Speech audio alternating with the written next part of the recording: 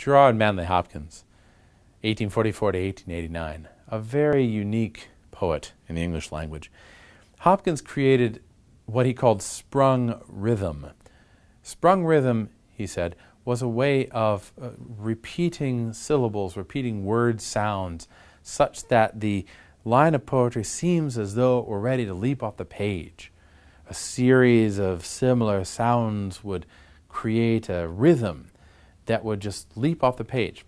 And consequently, his rhythmic pattern changes from iambs to trochees and back and forth, and his meter is all over the place.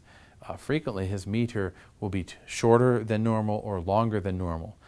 He keeps the rhyme scheme that is pretty normal. As you notice in this poem, arise, behave your, wave your, skies. So he's got A, B, B, A. Then I's, savior, you are, and then replies. So A, B, B, A. And then shoulder, sweet, beholder, meet, boulder, feet. So C, D, C, D, C, D. So it is a traditional Italian-style sonnet. But notice the sound of the words in the sprung rhythm. He'll say things like, up above, what wind walks, what lovely behavior. See the sound of the what. Or silk sack clouds has wilder, willful, wavier. That sound of the repeated S's and the repeated W's makes a rhythmic cadence, which is quite uplifting. Well, that sprung rhythm that Hopkins uses is frequently employed in his sonnets to talk about the issue of seeing the world as glorious.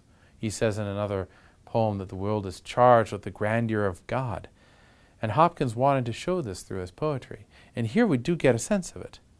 The opening quatrain suggests that summer is ending, the very end of summer, right before autumn. So you've got what he describes as barbarous beauty, overabundance, a riot of beauty. What another poet says is the season of mellow fruitfulness and slow time is autumn, but right before that is this tremendous abundance and riot of beauty that Hopkins is describing. Birds fly up in the air at this time, and the wind is almost like tumbling over itself. Silk sack clouds, he says, roll through the sky, and they're like meal drifted and molding across the air. And here is the speaker walking, looking at the world around him, and he lifts up his heart, his eyes first, and then his heart, at all that he sees around him. And looking out over that, he says, he sees the heavens, almost like the heavens themselves in the clouds and the trees and the landscape in front of him. Eyes, heart, what looks, what lips, yet gave you a rapturous love's greeting. When looking at all that beautiful world, do his eyes and his heart and all about him give a rapturous greeting to our Savior? It's asking a question which I think is quite wonderful. When we look at the world around us, do we rejoice in it? Do we see the Savior of the world in the world itself? Or do we neglect the world and pretend like somehow it's separate from God himself and from Christ? Do we think about the world as a place of great beauty and of great joy and great happiness? Or do we think of the world as simply materialistic? Hopkins is asking that question partly through the words himself, saying, do my eyes and my heart and everything about me give a greeting of rapture to God? But he's also using a word choice that makes a very rich sound to it. His poems are always very rich.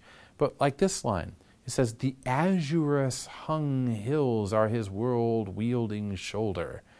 That's a magnificent line, azurous hung hills.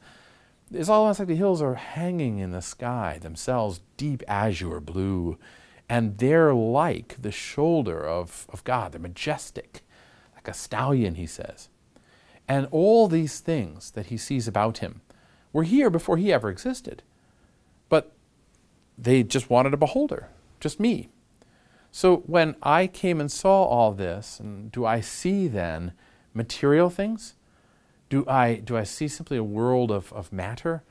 Or do I see something that causes my heart to rear up, to exalt in the things around me, to grow wings bold and bolder, and to lift up to the skies, so that almost as though my very feet We're lifted off the ground. There's an ecstatic quality to Hopkins. And I think that ecstatic quality is very much captured in his sprung rhythm. He wants to suggest that the world around us is azurous.